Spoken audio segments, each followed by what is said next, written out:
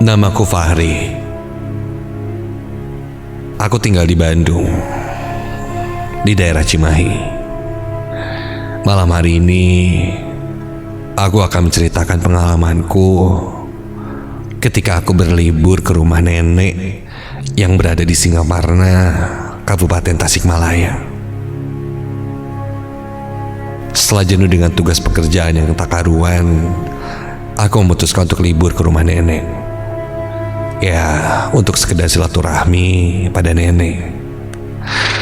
Dan juga ada saudaraku di sana, Arya namanya. Aku dianggap oleh nenek cucu kesayangan.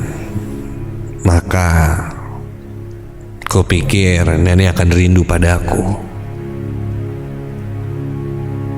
Saat itu, untungnya aku mendapatkan libur kerja yang cukup panjang. Daripada menghabiskan waktu di rumah, aku pun menyempatkan mengunjungi nenek di Tasikmalaya.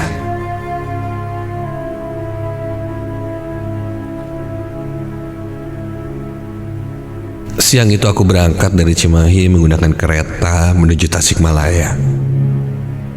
Aku sempat menghubungi Aryan, saudaraku yang berada di Tasik itu. Dia pun tinggal bersama nenek. Dia katanya akan menjemputku sesampainya aku di stasiun.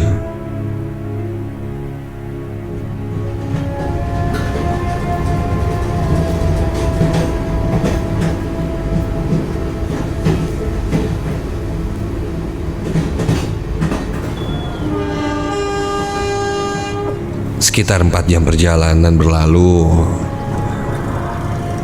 Hampir jam 5 sore aku pun sampai di stasiun di daerah Tasikmalaya. Perjalanan yang cukup melelahkan pun terbayar sudah.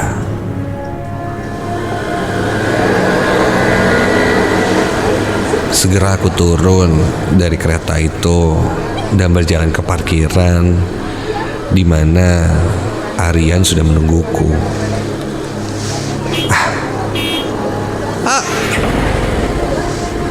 Kulihat Aryan jemputku dengan menggunakan motor. Setelah mengobrol basa-basi, kami pun berangkat langsung ke rumah nenek.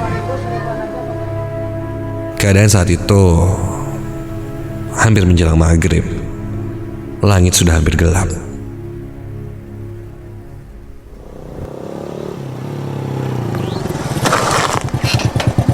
Hingga sampailah aku di rumah nenek.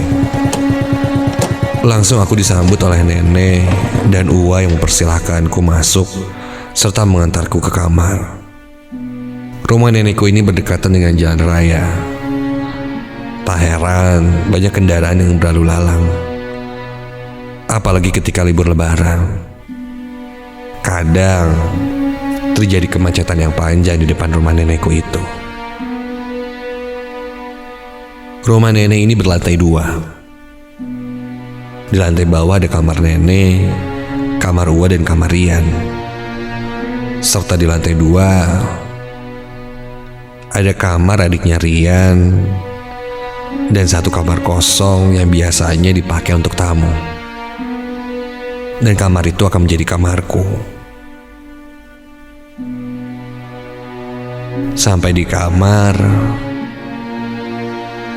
aku cukup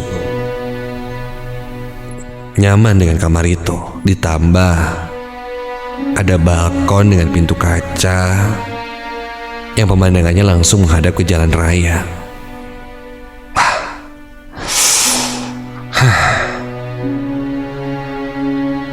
Setelah itu aku dipanggil oleh nenek ke bawah. Kami pun berbincang cukup lama dengan Uwa dan nenek, mengobrol tentang kuliah, pasangan, aku sudah kerja di mana dan macam-macam. Obrolan kami larut dalam sebuah candaan sampai malam pun semakin larut.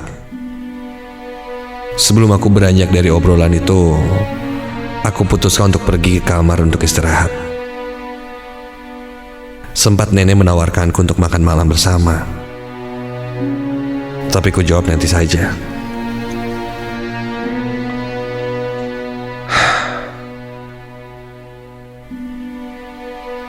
Nenek bilang jika ingin makan sudah disiapkan di dapur.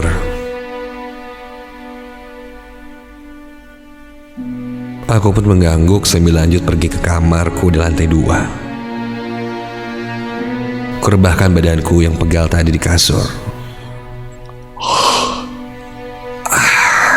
Cukup melelahkan perjalanan 4 jam dari Cimahi menuju Tasikmalaya ini. Meskipun memang di jalan aku sesekali tertidur. Entah jam berapa malam itu, aku sedikit terlelap. Sampai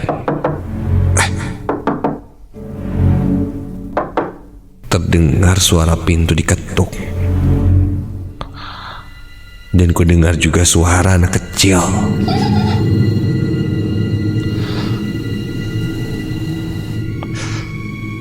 Siapa ya? Perlahan ku coba buka pintunya dan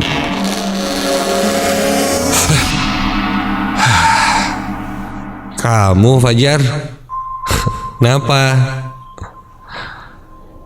Ternyata itu Fajar, adiknya Aryan. Dia mengajakku main game malam itu. Karena aku pun belum mengantuk, aku pun mengiyakan.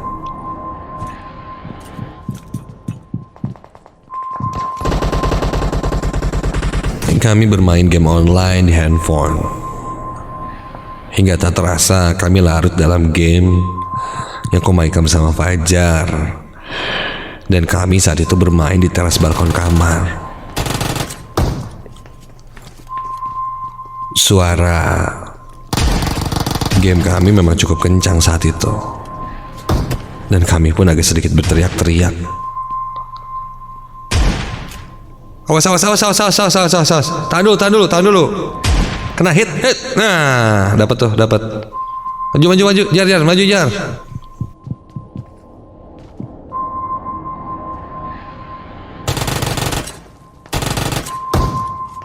Hingga tak terasa jam menunjukkan jam 2 pagi. Fajar pun beberapa kali menguap. Dan akhirnya aku putuskan untuk menyudahi game itu dan beristirahat. Fajar kembali ke kamarnya. Aku pun bersiap beranjak untuk tidur. Dan ketika aku bangkit dari tempat duduk di balkon itu, tiba-tiba aku mendengar sebuah suara yang mengagetkanku. Suara itu seperti batu kerikil yang dilempar ke arah genting tepat di atas kamarku. Aku mencari siapa yang melempar. Takutnya ada yang jahil. Dan ketika aku lihat ke bawah dari balkon, aduh, siapa tuh? Kulihat ada seorang perempuan dengan rambut berantakan, bajunya compang-camping, seperti orang tidak waras.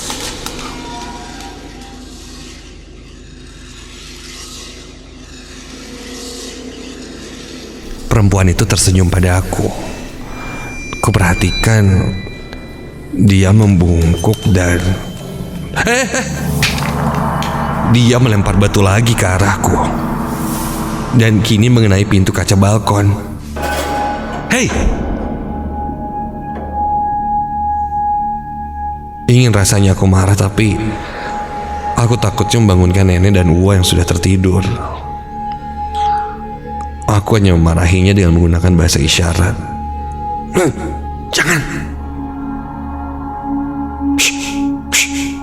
Dan aku pun mengusirnya. Segera mungkin aku mengunci pintu balkon rumah dan juga menutup gordennya. Aneh banget tuh orang. Gimana kalau kacanya pecah coba? Dasar gak waras. Baru aku beranjak ke tempat tidur, Benar-benar ya. Terdengar lagi suara ada yang menghantam pintu kaca balkon rumah itu.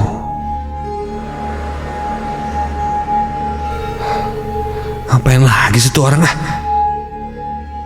Aku pun mendekati pintu balkon kaca itu dan seketika langkahku berhenti ketika kali ini yang terdengar bukan suara lemparan batu kerikil, namun terdengar suara ketukan pintu balkon di kamarku itu.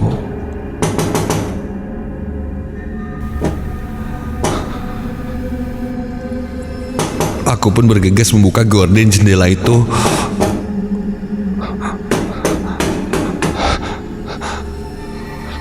Karena aku sadar balkon ini kan lantai 2. Siapa yang bisa naik ke sini dan mengetok pintu balkon ini? Makin penasaran aku lalu membuka gordennya dan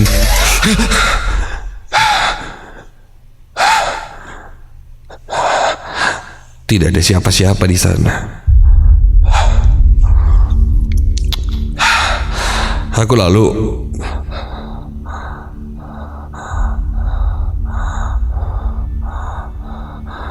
membuka kembali pintu balkon kaca itu. Ketika dibuka, seketika angin dingin seperti menabrakku. Kulihat ke bawah dari balkon. Perempuan dengan baju compang-camping itu sudah tidak ada. Bulu kuduku seketika berdiri. Aku bergegas kembali masuk ke dalam kamar. Aku tutup pintu balkon itu namun loh.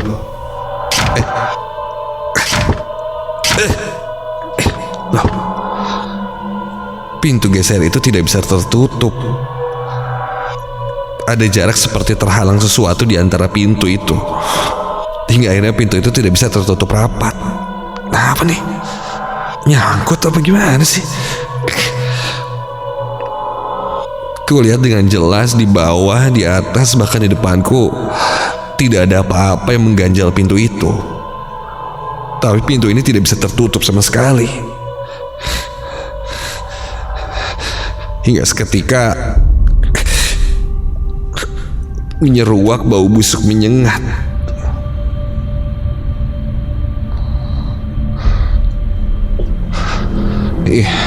Bau busuk seperti bau bangkai menyengat tepat di depanku. Berkali-kali ku coba tutup pintu itu, namun pintunya seakan terhalang sesuatu.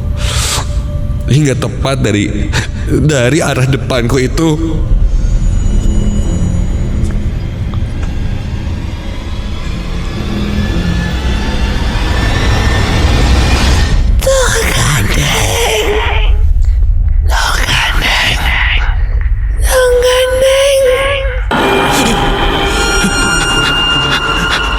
sontak aku meloncat kaget karena di depan pintu terdengar suara seseorang yang nyatanya di depan pintu itu tidak ada siapa-siapa.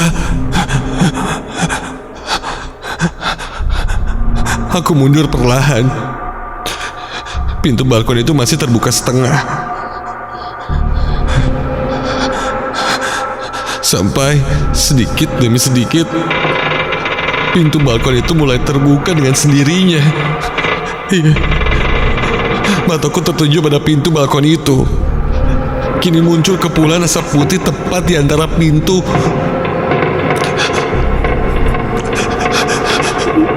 Pintu itu dan lama-kelamaan berbentuk sebuah wujud seperti tubuh dan astaga. Kepulan asap ini mengumpul dan lama-kelamaan berwujud sosok kain putih. Itu pocong. Ya, aku melihat pocong dengan wajah yang tidak asing. Nampak mirip seperti perempuan yang kulihat di bawah tadi. Matanya sendu dan sosok itu pun menangis. Sangat menyeramkan. Aku hanya terdiam memandangi sosok pocong itu sambil berdoa. Ingin aku teriak tapi mulutku seakan terkunci. Sosok pocong itu hanya terdiam, mematung di antara pintu itu. Dan mungkin sejak tadi memang ada di depanku, menghalangi pintu itu untuk tertutup.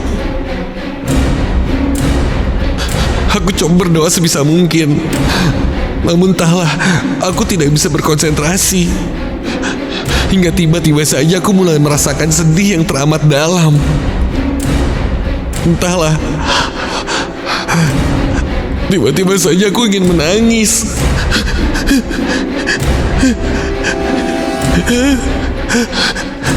Aku pun menutup mataku. Terasa seperti air mata keluar dari ujung mataku ini. Dan ketika itu, aku tidak ingat apa-apa lagi. Keesokan harinya aku terbangun. Sudah ada nenek dan Uwa yang sedang mengaji di sebelahku. Aku yang kebingungan bertanya pada nenek. Nenek lantas menjawab bahwa semalam aku kesurupan. Aku berjongkok di pojokan dan menangis terus-terusan. Tangisan itu membangunkan penghuni rumah dan akhirnya coba menyembuhkanku. Katanya sosok yang masuk ke dalam tubuhku itu meninggal di sekitaran jalan itu. Kecelakaan dan tertabrak. Yang kulihat compang-camping itu ternyata rusak karena terseret oleh kendaraan. Dan selain itu nenek pun bilang, memang jalanan yang berdekatan dengan rumah nenek itu sering terjadi kecelakaan. Dan terkadang ada sosok-sosok lain yang berkeliaran di jalan itu. Penyebab kecelakaan di sana pun kadang ada kaitannya dengan mereka yang tidak terlihat. Konon kalau berada di sana, di rumah nenek, jika mendengar sesuatu yang aneh, jangan dicari tahu. Karena sosok itu akan mewujudkan penampakannya. Dan mungkin mereka juga agak terganggu denganku yang ribut malam hari itu saat bermain game.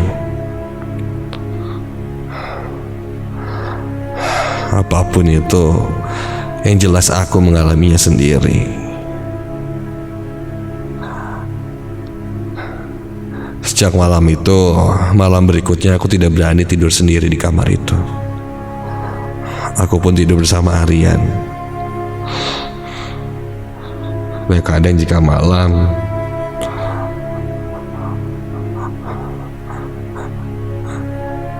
entah sugestiku atau bagaimana, aku masih seakan mendengar suara tangisan kesakitan perempuan itu.